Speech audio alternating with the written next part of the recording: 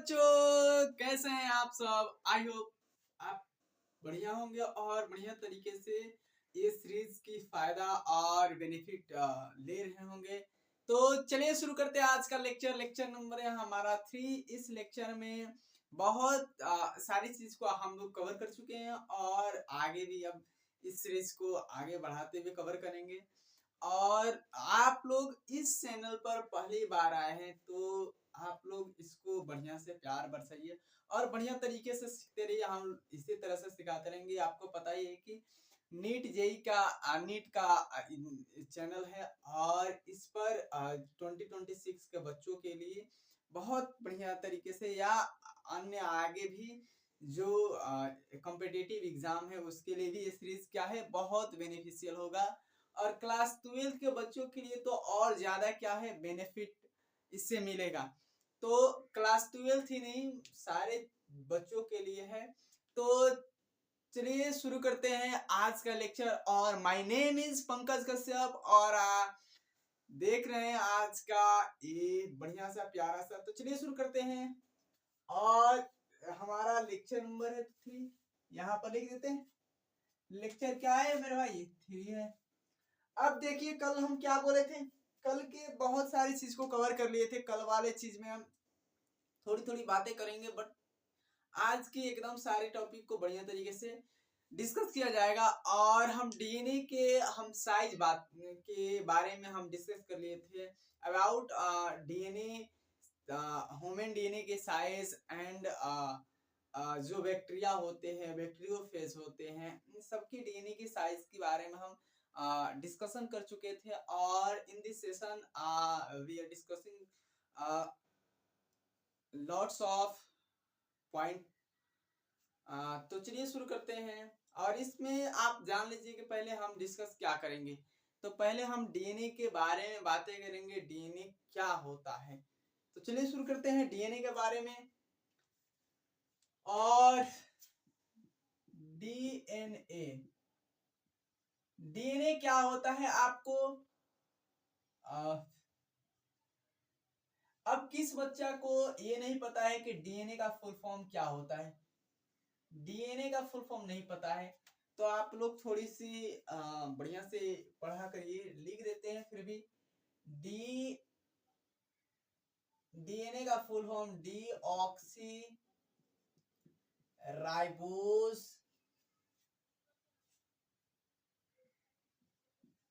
Acid होता है। क्या होता है? Deoxy ribose acid. आपको आई होप ये सारी चीज तो पता ही होगा। जो बच्ची को नहीं पता है उसको लिए बता दिया गया। तो डीएनए हो गया। अब सबसे पहले क्वेश्चन आता है कि डीएनए की डिस्कवरी किसने किया था? डीएनए की खोज किसने किया था? तो हमारे पास सबसे पहले डिस्कवरी के बारे में बातें आती। तो डीएनए की खोज सबसे पहले हमारे एक वैज्ञानिक बहुत बढ़िया से वैज्ञानिक जिनका नाम क्या है? मिस्टर वैज्ञानिक है। क्या है? मिस्टर वैज्ञानिक। मिस्टर वैज्ञानिक जी ने क्या किया था? 1869 में क्या किया था? डीएनए की खोज की थी। डीएनए का क्या किया था? डीएनए की खोज की थी। ये साउंड आपको बढ़िया तरीके से सुनाई दे रहा होगा। तो डीएनए का क्या किया था इन्होंने? मिस्टर जी ने खोज किया था। डीएनए के बारे में इन्होंने बोला था DNA is a nucleic substance. क्या बोले थे इन्होंने? डीएनए एक न्यूक्लिक सब्सटेंस है। क्या है डीएनए? डीएनए एक न्यूक्लिक सब्सटेंस है। डीएनए को इन्होंने ये क्या बोले थे? डीएनए को तो वही तो अभी तो बोले न्यूक्लिक सब्सटेंस।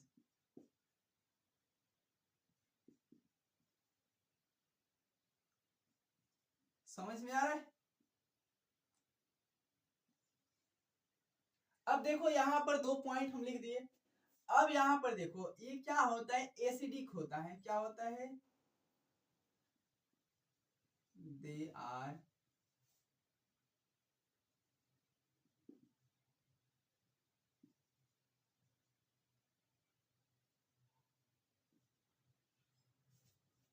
कैरेक्टर।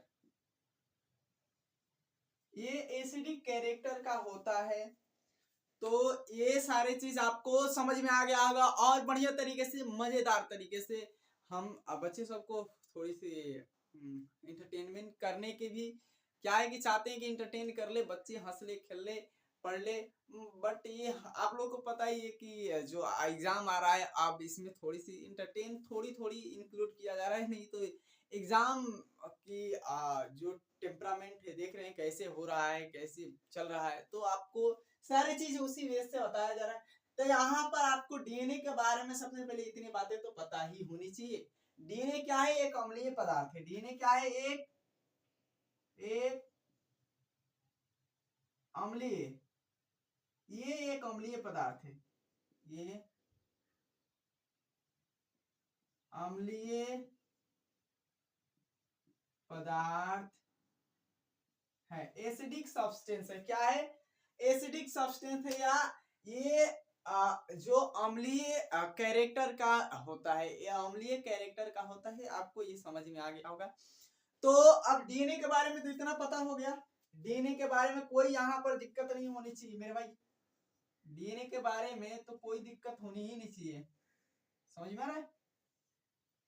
अब देखो यहाँ पर आगे देख लो, तो डीएनए के बारे में यहाँ पर आगे क्या बताया मेरे भाई। बात को सुनो और बात को समझो, बात को नोट करो, बात को जो बताया जा रहा है उसको नोट करो बढ़िया तरीके से। आपको full NCERT page bye page, page बोले तो लाइन बाय लाइन इसको हम डिस्कस कर रहे हैं, तो समझ में आया। तो यहाँ पर देखो, अब डीएनए के देखो मेन मुद्दा है कि डीएनए के अगर डीएनए है तो इसकी स्ट्रक्चर है होगी, इसकी स्ट्रक्चर क्या होगी, इसकी स्ट्रक्चर किस टेक्निक से पता किया गया, तो टेक्निक भी तो हुई होगी। तो इसकी टेक्निक कौन सी लगी, तरीका कौन सी टेक्निक थी, कौन सी तरीका थी। तो आपको पता है कि डीएनए के स्ट्रक्चर पता करने के लिए एक्स रे डिफ्रेक्शन, क्या है? एक्स-रे डिफ्रेक्शन टेक्निक का उपयोग किया गया। अब ये एक्स-रे डिफ्रेक्शन टेक्निक का उपयोग किया गया, तो भाई किया तो किसने किया, ये भी तो होना चाहिए ना। किया तो एक्स-रे डिफ्रेक्शन टेक्निक, लगाया तो किसने लगाया। तो दो वैज्ञानिक आते हैं, एक वैज्ञानिक विल्किन आते हैं, क्या आते हैं? विल्किन और एक क्या आते हैं? वैज्ञानिक फ्रैंकलिन।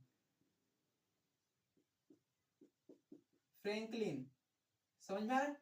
विल्किन और फ्रैंकलिन दो साइंटिस्ट थे जिन्होंने क्या किया, डीएनए के डबल स्टैंडर्ड क्या किया, स्ट्रक्चर पता मतलब करने के लिए कोशिश तो किया, लेकिन इन्होंने हुआ क्या कि इस एक्स-रे डिफ्रेक्शन टेक्निक से जो डेटा मिला, जो डेटा प्राप्त हुआ, जो डेटा क्या हुआ, डेटा जो प्राप्त हुआ,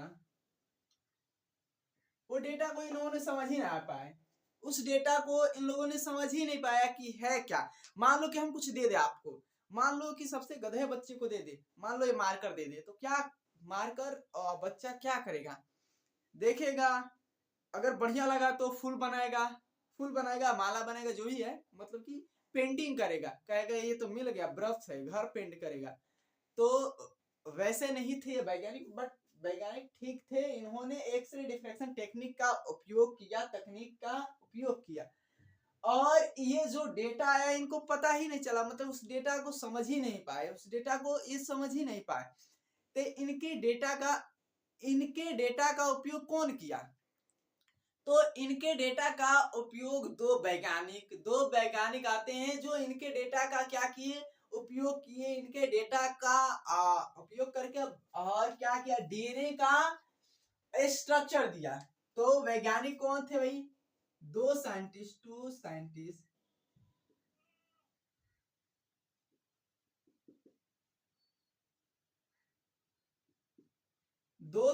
थे। कौन एक थे वाटसन, एंड दूसरे कौन वैज्ञानिक थे, तो क्रिक थे। क्या थे? क्रिक वैज्ञानिक। दो वैज्ञानिक ने क्या किया, इस डेटा का क्या किया, इस डेटा का यूज किया और क्या किया, यूज करके डीएनए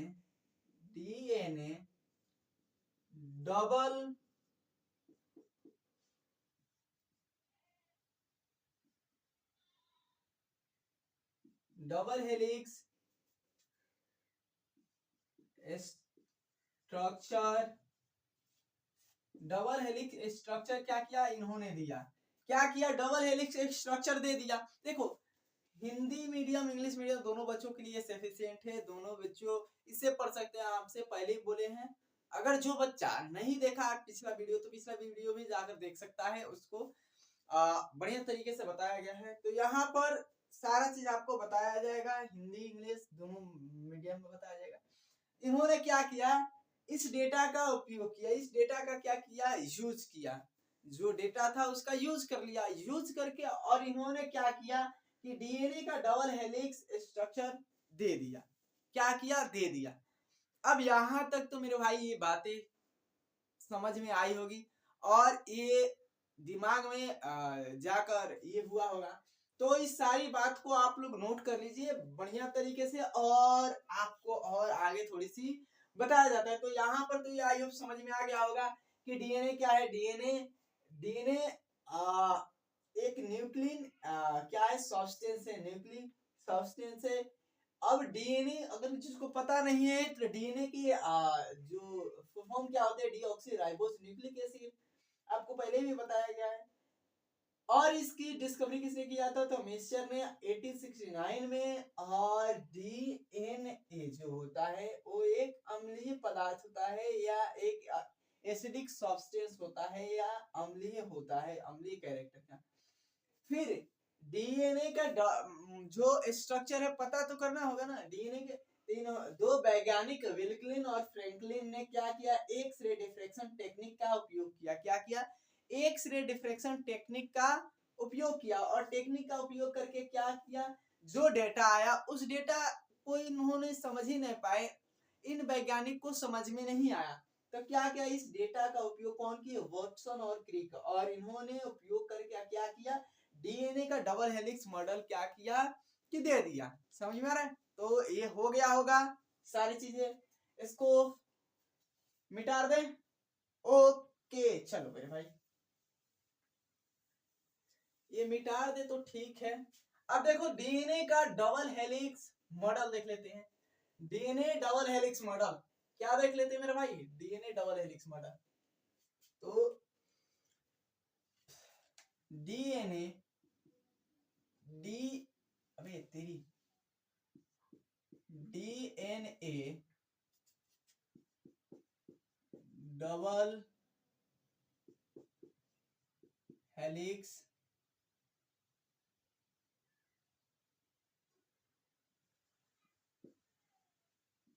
मॉडल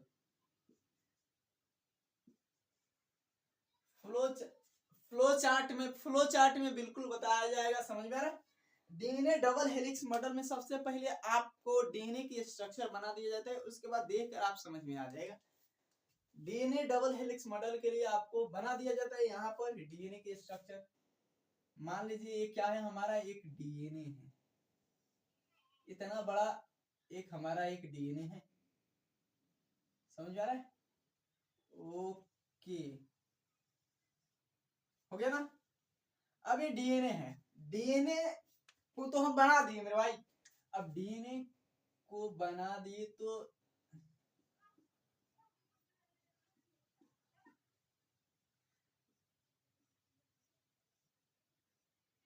हो गया ना। अब देखो यहाँ पर डीएनए बना दिए, डीएनए में सारा चीज आपको दिखाई दे रहा है, डीएनए में सारा चीज आपको दिखाई दे रहा है। तो यहाँ पर इसकी ये कर दें, एक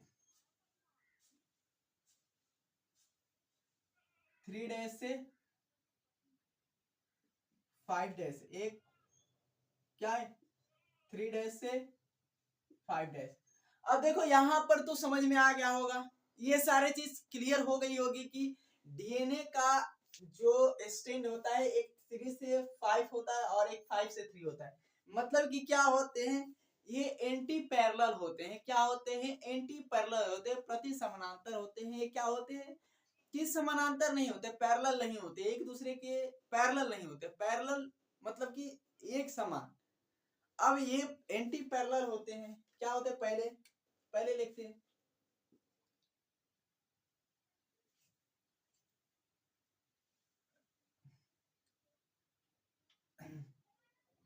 ये दोनों क्या होते हैं? Anti parallel. ये एक दूसरे के क्या होते हैं? एंटी पैरेलल होते हैं। एंटी पैरेलल तो क्या होगा? एक स्टैंड क्या होता है? 3 से 5 डैश होता है और दूसरा क्या होता है? 5 से 3 डैश होता है। समझ में आ रहा है? ये दोनों बातें दिमाग में खटक गई होगी, दोनों बातें दिमाग में चली गई होगी कि यहाँ पर क्या होता है कि डीएनए के जो दो स्टैंड है, दोनों स्टैंड स्टैंड क्या होते हैं? बोथ स्टैंड, बोथ स्टैंड क्या होते हैं? एंटी पैरेलल होते हैं, एक दूसरे के एंटी पैरेलल होते हैं। तो यहाँ पर तो ये समझ में आ गया। अब देखो यहाँ पर सबसे पहले आपको बताया गया है यहाँ पर डीएनए। डीएनए में देखो यहाँ पर क्या है कि डीएनए के पूछेगा, डीएनए का बैकबोन कौन होता है? बैकबोन, बैकबोन, डीएनए का बैकबोन क्या होते हैं? डीएनए का, अब ये डीएनए है तुम्हारा, ये डीएनए है, इस डीएनए का तो बैकबोन होगा ना, होगा कि नहीं मेरे भाई?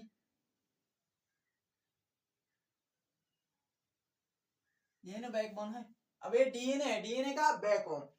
अब डीएनए का बैकबोन किससे बना होता है? डीएनए का बैकबोन क्या होता है? डीएनए का बैकबोन किससे फॉर्म होता है? तो यहाँ पर DNA backbone phosphate and and क्या होते हैं? शुगर से बने होते हैं। क्या होते हैं? शुगर से बने होते हैं। किससे? शुगर से। फॉस्फेट एंड शुगर से बने होते हैं। इसके बैकबोन किससे बने होते हैं पूछेगा, तो इसके बैकबोन फॉस्फेट एंड शुगर से क्या होते हैं? फॉर्म्ड होते हैं, बने हुए होते हैं। अब देखो ये तो समझ में आ गया कि इसके बैकबोन शुगर और फॉस्फेट से बने होते हैं। दूसरी बात अच्छी क्या है कि इसमें नाइट्रोजन बेस होता है। नाइट्रोजन, अब पहले ये समझो, नाइट्रोजन बेस होता है तो ये तो बताएंगे। पहले ये देखो, अगर फॉस्फेट और शुगर से बना है तो इसमें कौन सा बॉन्ड होगा, कौन सी बंधन होगी? तो यहाँ पर फॉस्फोडाइएस्टर होगी। क्या होगी? फॉस्फोडाइएस्टर,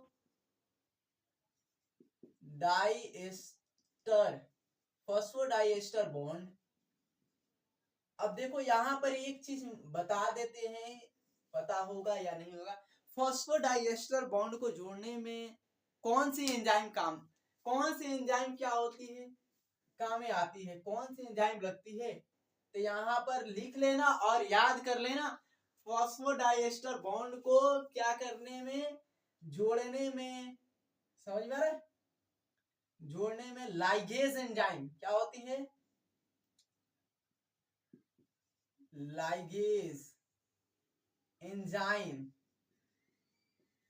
लाइगेज एंजाइम क्या होता है? काम में आता है। किसको जोड़ने में? तो फॉस्फोडाइएस्टर बॉन्ड को। ये तो समझ में आ गया होगा कि फॉस्फोडाइएस्टर बॉन्ड लाइगेज एंजाइम ही जोड़ता है। अब ये तुम लोग को पता है नहीं पता है हम नहीं जानते, लेकिन हम पता है कि जीरो से पढ़ाना है तुम लोग को मेरे भाई। तो यहाँ पर इतना तो हो गया फॉस्फोडाइएस्टर बॉन्ड। अब देखो, अब यही क्वेश्चन है कि जो नाइट्रोजन बेस होता है, नाइट्रोजन बेस किधर होता है? डीएनए के अंदर के तरफ, भीतर के साइड होता है या आउटसाइड होता है, बाहर के साइड होता है? तो क्या होता है? Nitrogen base, nitrogen base are projected inside. क्या होते हैं? इनसाइड नाइट्रोजन बेस कहाँ होते हैं, तो ये भीतर के तरफ नाइट्रोजन बेस, N2 बेस भीतर के तरफ होते हैं। क्या होते हैं, अंदर के तरफ, अंदर। समझ में आ रहा है, क्लियर हो रही है मेरे बातें। नाइट्रोजन बेस किधर होते हैं, नाइट्रोजन बेस पूछेगा यहाँ पर, याद रखना कि जो नाइट्रोजन बेस होता है डीएनए के स्ट्रक्चर में, वो अंदर की तरफ होता है, आउटसाइड होता है। इनसाइड प्रोजेक्ट होता है, आउटसाइड प्रोजेक्ट होता है। तो इनसाइड होता है यहाँ पर, ये याद रखना। समझ में आ गया, तो यहाँ पर तो ये सारी चीजें हो गई। ये पहले समझा देते हैं, डीएनए के डबल हेलिक्स मॉडल में, डीएनए के डबल हेलिक्स मॉडल बना दिए हैं। और डीएनए के डबल हेलिक्स मॉडल में दोनों स्ट्रैंड क्या होते हैं, एक दूसरे के एंटी पैरेलल होते हैं। क्या होते हैं, एक दूसरे के लिए एंटी पैरेलल होते हैं। और यहाँ पर दिखाई दे रहा है कि जो डीएनए है, डीएनए में जो डीएनए की बैकबोन है वो किससे बनी होती है, किससे फाउंड होती है, तो क्या होती है कि फॉस्फेट एंड शुगर से क्या होती है, बनी होती है। और इसमें बॉन्ड कौन सा होगा, तो फॉस्फोडाइएस्टर बॉन्ड होगा मेरे भाई। यहाँ पर दिखाई दे रहा है ना। अब फॉस्फोडाइएस्टर बॉन्ड को कौन जोड़ता है, कौन जोड़ कर रखता है, तो लाइगेज एंजाइम जोड़ कर रखता है। आगे आपको पढ़ना है, लाइगेज एंजाइम पढ़ना है, हेलिगेज एंजाइम पढ़ना है, कौन तोड़ता है कौन जोड़ता है, तो सारे चीज आपको जानना है आगे, समझ आ रहा है। अब यहाँ पर ये तो हो गया। अब जो नाइट्रोजन बेस होता है किधर होता है, अंदर के तरफ होता है या बाहर के तरफ, डीएनए में, डीएनए स्ट्रैंड में, तो अंदर के तरफ क्या होता है, प्रोजेक्ट होता है। हो गया, हो गया, इतना हो गया। तो यहाँ पर इसको नोट कर लो मेरे भाई। एक चीज अब यहाँ पर हम इसको बना देते हैं, लिख देते हैं, बता देते हैं क्या, तो यहाँ पर लिख दे इसको,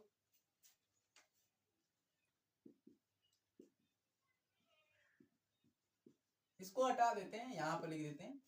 अब देखो यहाँ पर हम लिख देते हैं क्या, तो यहाँ पर हम लिखेंगे, आपको एक वैज्ञानिक का नाम लिखेंगे, एक साइंटिस्ट का क्या करेंगे, नाम लिखेंगे, जो साइंटिस्ट क्या किए थे, जो डीएनए में जो क्या होते हैं, नाइट्रोजन बेस होते हैं, नाइट्रोजन बेस को कैसे कैसे जोड़ते हैं, ये सारी चीज बताएंगे। तो यहाँ पर ये हो गया। अब देखो इसको याद रखना, एक इसमें वैज्ञानिक आते हैं, कौन, तो किरचॉफ आते हैं, किरचॉफ, किरचॉफ वैज्ञानिक आते हैं।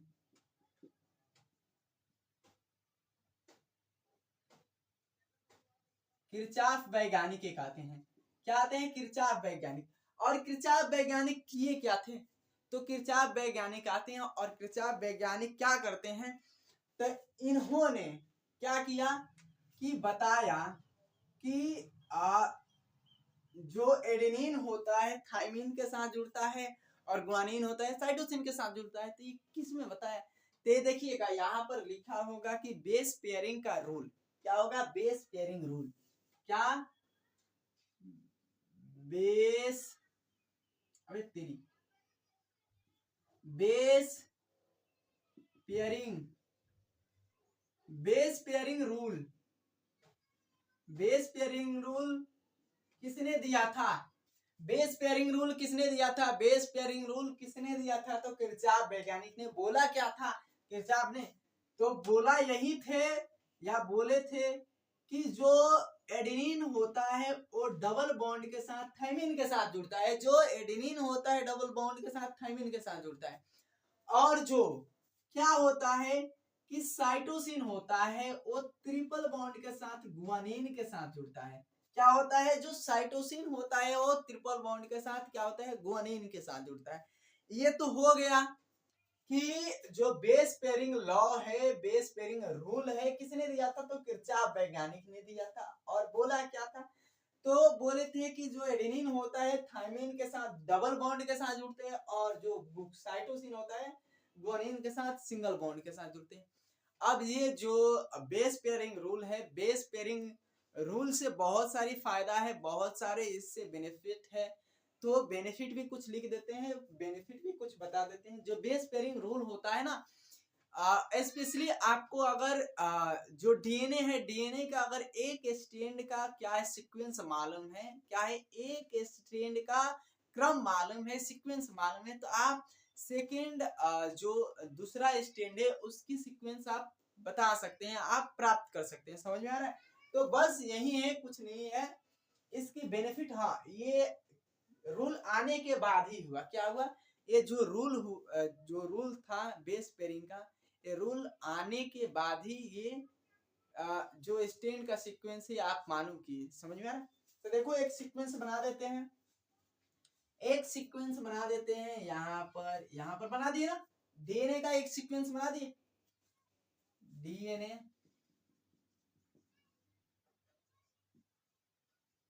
DNA sequence. अबे डीएनए सीक्वेंस है, समझ में आ रहा है? डीएनए सीक्वेंस का अगर एक का मालूम है, एक का क्या होगा, एडेनिन थाइमिन, मान लो गुआनिन साइटोसिन, है ना? फिर क्या है, एडेनिन थाइमिन गुआनिन साइटोसिन है, या आपको यहाँ पे लिख सकते हो क्या, साइटोसिन गुआनिन, गुआनिन साइटोसिन, कोई दिक्कत नहीं है।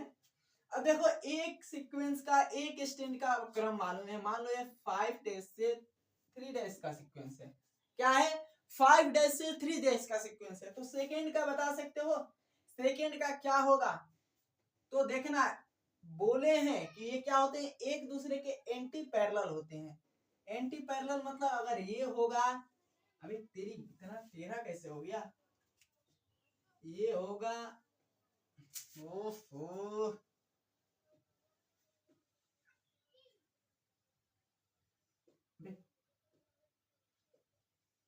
हो गया ना? आप दिखाई दे रहे, ठीक है, सीक्वेंस से ठीक है। अब देखो यहाँ पर क्या है, तो यहाँ पर एडिनिन है, तो यहाँ पे थाइमिन होगा, फिर एडिनिन होगा, फिर गुआनिन होगा, फिर साइटोसिन होगा, फिर थाइमिन होगा, फिर एडेनिन होगा, फिर गुआनिन होगा, फिर साइटोसिन होगा। देखो मालूम हो गया ना, एक सीक्वेंस पता है, एक सीक्वेंस आप जानते हैं, तो सेकेंड सीक्वेंस आप बता सकते हैं। सेकेंड सीक्वेंस क्या है, 3 डेज से 5 डेज है। समझ में आ रहा है? 3 डेज से 5 डेज से। अब ये तो आई होप समझ में आ गया होगा, इसको थोड़ी सी हम फॉर्मली क्या करते हैं देख लेते हैं, कैसे कैसे होता है, कैसे कैसे बॉन्ड बनता है। यहाँ पर ये सारी चीज हो गया, बेसिकली यहाँ पर इस सारी चीज को नोट कर लो मेरे भाई, यहाँ पर इस सारी चीज को नोट कर लो, बस इस किरचॉफ के लॉ को भी याद कर लेना, नोट कर लेना। समझ में आ रहा है? समझा देते हैं एक बार फिर से, यहाँ पर तो सारी समझा दिए। क्या होता है कि एक किरचॉफ वैज्ञानिक आते हैं, किरचॉफ वैज्ञानिक आकर और क्या करते हैं, बेस पेयरिंग का लॉ क्या करते हैं, दे देते हैं। तो बेस पेयरिंग का लॉ मिलने से क्या होता है कि जब बेस पेयरिंग का लॉ मिला तो हमको पता चला कि जो एडेनिन होता है थाइमिन के साथ डबल बॉन्ड के साथ जुड़ता है, और जो साइटोसिन है वो गुआनिन के साथ क्या होता है, ट्रिपल बॉन्ड के साथ क्या होता है, जुड़ा हुआ होता है। तो ये जब किरचॉफ का लॉ आया, जब बेस पेयरिंग का रूल आया, तो इससे बहुत बड़ा बेनिफिट हुआ, बहुत बड़ा फायदा हुआ। ये रूल आने के बाद ही हुआ। क्यों हुआ? अगर आपको एक स्ट्रैंड का सीक्वेंस का क्रम मालूम है, एक स्ट्रैंड का सीक्वेंस मालूम है, तो आप सेकेंड का भी क्या कर सकते हैं, सीक्वेंस पता कर सकते हैं। समझ में आ रहा है? हो गया इतना? चलिए मिटा देते हैं, पहले नोट कर लो वीडियो को पॉज करके मेरे भाई, पहले ही नहीं मिटाएंगे। हो गया ना? ओके, चलो चलो चलो। और अभी तो समय चल रहा है बढ़िया बढ़िया, मस्त समय है, जबरदस्त समय है। अभी मिटा दिए, बट अभी बनाएंगे फिर डीएनए की, ये जो अभी इसमें है, इसको ये मत करना कि इसमें खत्म हो गया, अभी इसमें है मेरे भाई, अभी क्या है अभी बताएंगे, इसको मिटाएंगे नहीं, इसमें है तो बताएंगे ही बताएंगे। अब देखो यहाँ पर, अबे तेरी काहे लिए इधर उधर। अब देखो फिर से एक स्टैंड बना देते हैं मेरे भाई,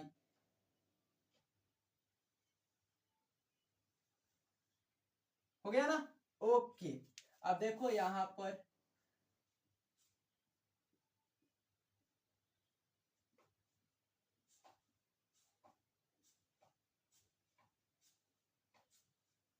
हो गया ना, हो गया। अब देखो यहाँ पर डीएनए की स्टैंड बना दी 3 डैश से 5 डैश, 5 डैश, अबे 3 डैश से 5 डैश, हो गया ना। अब समझ लेना, सुन लेना मेरी बातों को ध्यान से। अब देखो यहाँ पर अब बोलेगा कि जो डीएनए है, डीएनए डीएनए में जो बेस पेयर है इसे क्या बोला जाता है, बेस पेयर। ये बेस ही ना है, नाइट्रोजन बेस है, तो आराम से तो हम कह सकते हैं सिंपल में base, nitrogen base, nitrogen base है। एडेनिन, गुआनिन, साइटोसिन, थाइमिन, ये सब यूरेसिल क्या है, नाइट्रोजन बेस है। तो हम क्या कहेंगे, दो बेस पेयर के बीच में, दो बेस पेयर के बीच में क्या होते हैं, कितने डिस्टेंस होते हैं, कितने डिस्टेंस होते हैं, how many distance of two base pair,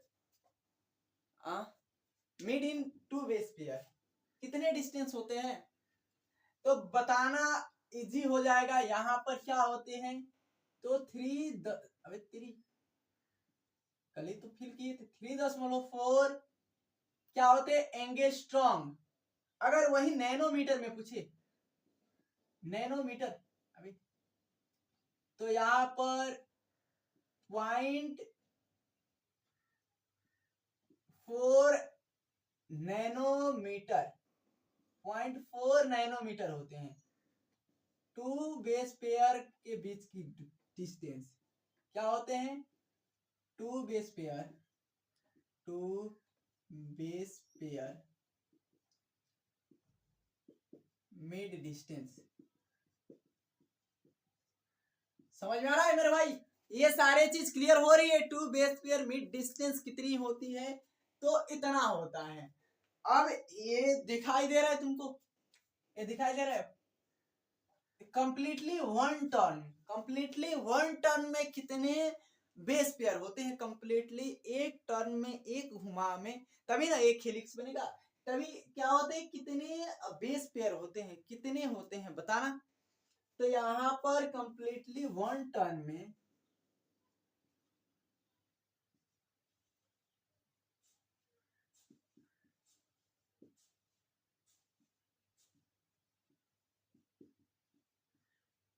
1 turn में क्या होता है, 10 बेस पेयर, 10 बेस पेयर होते हैं। क्या होते हैं, 10 बेस पेयर। समझ में आ रहा है, कंप्लीटली 1 टर्न में 10 बेस पेयर क्या होते हैं, फाउंड होते हैं, उसमें पाए जाते हैं। तो ये याद रखना। अब देखो एक बेस पेयर के बीच में डिस्टेंस कितनी, एक बेस पेयर के बीच में डिस्टेंस कितनी, तो 3.4 एंगस्ट्रॉम। तो 10 के बीच में कितनी, 10 बेस पेयर के बीच में डिस्टेंस कितनी, तो यहां पर लिख देते हैं 10 बेस पेयर के बीच में डिस्टेंस, यहां पर 10 से गुणा कर दो तो क्या हो जाएगा, 34 एंगस्ट्रॉम, 34 एंगस्ट्रॉम। अगर एंगस्ट्रॉम में नहीं पूछकर बोल देता है हमको नैनोमीटर में बताइए, हम इसमें नहीं मानेंगे भाई, आप हमको काहे लिए इतना घुमा रहे हैं। तो ये नैनोमीटर हो जाएगा, इतना नैनोमीटर क्या होते हैं, base pair distance, 10 base pair mid distance. समझ में आ रहा है, ये तो समझ में आ गया होगा, ये सारी चीज तो क्लियर हो गई होगी। अब देखो देखो यहाँ पे इसकी जो व्यास है, डायामीटर है, इसके डायामीटर की भी बातें किया है। इसकी डायामीटर कितनी होती है, दो स्टैंड के बीच की डायामीटर, इसकी बीच की डायामीटर कितनी होती है, तो 20 एंगस्ट्रॉम होती है। क्या होती है, 20 एंगस्ट्रॉम, याद रखना। क्या होती है इसके बीच की, इसकी डायामीटर क्या होती है, डायामीटर, डायामीटर कितनी होती है, तो 20 एंगस्ट्रॉम होती है मेरा भाई, 20 एंगस्ट्रॉम। देखो फ्लो चार्ट में बताने से फायदा ये है ना कि आपको क्लियर, जो आपकी जो भेजा है ना आपकी, उसमें क्लियर घुस जाएगी उसमें क्लियर चली जाएगी। तो ये दिमाग में क्लियर जाने वाली ये सारे टॉपिक बताते हैं कि एकदम फट दे सेट, कोई यहाँ पर हिचकिचाता, पोथिया हम तो बनवाना नहीं चाहते कि पोथिया बनाते रहो उसको, और जब रिवीजन टाइम आए तो वहां पे क्या हो कि यहाँ पे क्या बोलते हैं, दो कौड़ी की दिमाग हो जाए। तो दो कौड़ी के दिमाग में जाने के लिए थोड़ी सी मेहनत करनी पड़ेगी तुम लोग की, और जो जो ये है अभी बढ़ जाएगी धीरे धीरे, क्या हो जाएगी कि थोड़ी सी बढ़ जाएगी। तो है मेरे भाई, ठीक से बढ़िया तरीके से बना लेना। और यहाँ पर ये हो गया कि अगर दो स्टैंड है, दोनों स्टैंड क्या होते हैं कि यूनिफॉर्मली क्या होते हैं कि सिमिलर होते हैं। अगर एक स्टैंड क्या है, एक स्टैंड अगर यहाँ पर दिखाई दे रहा है, यहाँ पर अबे तेरी 5 ठीक से लिखो, 5 क्यों गलत लिखे। अगर एक स्टैंड क्या है कि 3 से 5 है या 5 3 से, तो दूसरा उसके एंटी पैरेलल होगा, ये भी पता हो गया। यूनिफॉर्मली क्या होते हैं कि इसके बीच की डिस्टेंस होती है, इसकी बीच की क्या होती है, व्यास होती है, डायामीटर होती है। तो ये हो गया, सारा चीज क्लियर हो गया। तो अभी हम और थोड़ी सी बात बता देते हैं, क्या बताना था आपको, ये सारी चीज पहले नोट कर लो, नोट कर लो। कुछ क्वेश्चन भी बताया जाएगा, समझ में आ रहा है, कुछ क्वेश्चन भी बताया जाएगा, जरा देख लिया जाए, खराब वराब नहीं ना। चलो ठीक है, बढ़िया आ रहा है, कंप्लीट बढ़िया है, समझ में आ रहा है, हो गया क्लियर, हो गया ना। ओके चलो, अब यहाँ पर तुम लोग बोलोगे कि सर बताना क्या चाहते हैं, तो यहाँ पर ये हो गया होगा तो हम मिटा देते हैं। अरे देखो, बताना यही चाहते हैं हम कि यहाँ पर जो एडेनिन होता है, बनाया क्या थे, एडेनिन थाइमिन, अब क्या था, cytosine guanine, adenine thymine cytosine guanine. यहाँ पर क्या था, डबल बॉन्ड से थाइमिन, तेरी बॉन्ड अलग तो बनाओ सर। यहाँ पर एडेनिन, यहाँ पर गुआनिन, यहाँ पर साइटोसिन, यहाँ पर थाइमिन, यहाँ पर एडेनिन, फिर गुआनिन साइटोसिन, हो गया ना। अब देखो इसके बीच में डबल बॉन्ड लगा दे। ओ अबे तेरी, सब में डबल बॉन्ड नहीं होगा सर, 3 बॉन्ड, 3 बॉन्ड, फिर क्या होगा, डबल बॉन्ड, डबल बॉन्ड, और फिर क्या होगा, 3 बॉन्ड, 3 बॉन्ड। दिखाई दे रहा ना, अभी तो क्लियर पता हो गया। देखो, अगर एक का अगर क्रम मालूम है तो दूसरा का भी क्रम मालूम हो जाएगा, तुम लोगों को एक कंफर्म है कि मालूम हो ही जाएगा, समझ में आ रहा है। तो आगे हम थोड़ी सी बताएं, इसमें कुछ क्वेश्चन भी दे दे। अगर इसको क्वेश्चन दिया है, हमारे एनसीईआरटी में दिया है, अगर आपको अगर एक तुम लोग को बेस पेयर का जो परसेंटेज है मालूम है, तो सेकंड बेस पेयर का परसेंटेज बता सकते हो। अगर मान लो कि क्या दे दे कि 1 बेस पेयर, अबे तेरी बेस पेयर परसेंटेज, कौन सी बेस पेयर, मान लो एडेनिन की परसेंटेज क्या है, अबे मान लो 42 है, कितना है, 42 है। तो अगर एडेनिन के 42 है तो इसमें पूछेगा, तो फाउंड इन, अबे find in the cytosine base pair percentage. क्या करिए, इसमें फाइंड करिए, इसमें क्या करिए, find in the base pair, कौन सी बेस पेयर, तो साइटोसिन की। सर सही है, क्लियर है।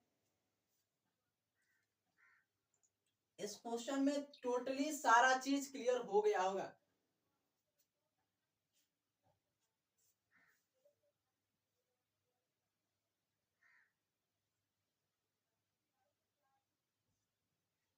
हाँ ठीक है, चलो अब बताओ, यहाँ पर थोड़ी सी 2 मिनट के लिए रुक गए हैं यहाँ पर, ठीक है।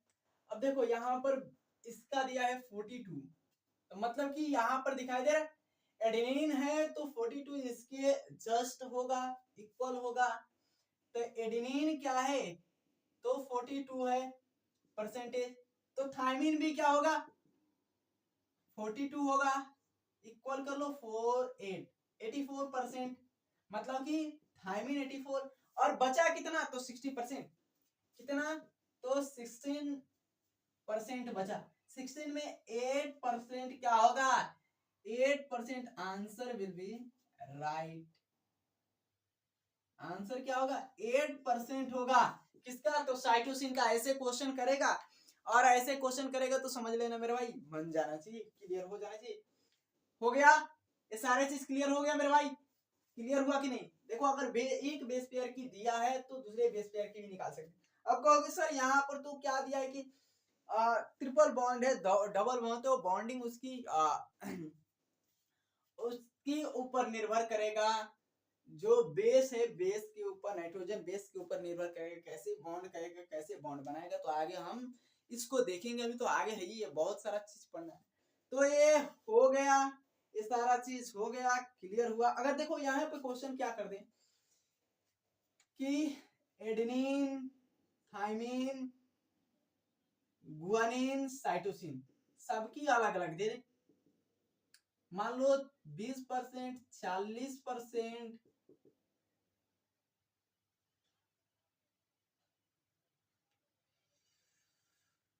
25% और इसका कितना दे रहे?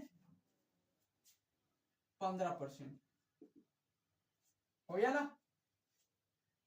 अब देखो क्या ये जो डेटा है, क्या ये डेटा संभव है? क्या ये डेटा जो दिया हुआ है ये इसकी हो सकती है? ये रियल है, ट्रुथबल है डेटा, ये सही है, ये क्या है? सत्य है डेटा। तो ये डेटा आपको देखे देगा। अगर क्वेश्चन ऐसे देता है तो देखकर समझ जाना चाहिए कि ऐसे डेटा हमको डबल स्टैंडर्ड, मतलब कि जो किरचॉफ जी नियम दिए थे, तो किरचॉफ के नियम के लिए तो है नहीं, ये डेटा संभव ही नहीं है। क्या है? ये डेटा किरचॉफ के नियम से बिल्कुल अलग है। किरचॉफ के नियम इस पर लागू ही नहीं होगा इस डेटा पर। लेकिन हाँ, अगर किरचॉफ के नियम सिंगल स्टैंडर्ड डीएनए के लिए होता, क्या सिंगल स्टैंडर्ड डीएनए के लिए होता किरचॉफ का नियम, तब ये डेटा सिंगल स्टैंडर्ड डीएनए के लिए, सिंगल स्टैंडर्ड डीएनए के लिए क्या होता? बढ़िया होता। सिंगल स्टैंडर्ड डीएनए के लिए क्या होता? तो सही होता, मान्य होता। समझ में आ रहा है? तो ये हो गया होगा। चलो मिटा दे मेरे भाई, वीडियो को पॉज करके नोट कर लेना। कुछ नहीं करना है, वीडियो को पॉज कर लेना, पॉज करके नोट कर लेना। हो गया ना? चलो